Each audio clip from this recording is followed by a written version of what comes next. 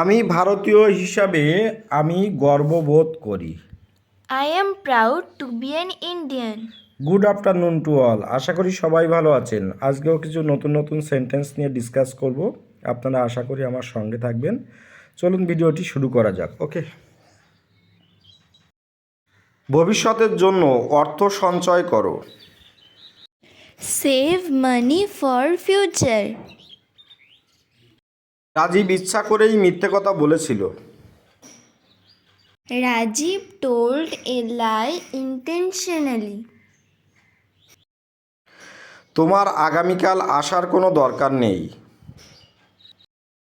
It's not necessary for you to come tomorrow. সে ভয়ে চিৎকার করে উঠল। She shouted in fear. সে একটু বেশি কথা বলে। He is a little talkative. আমাকে বাধ্য করেছিল যাওয়ার জন্য। I was compelled to go. বলা সহজ কিন্তু করা কঠিন।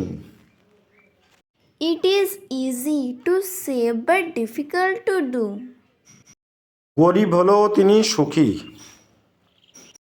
He is happy in spite of his poverty. বর্ষা এই বছর খুব তাড়াতাড়ি শুরু হয়েছে। Monsoon begins early this year.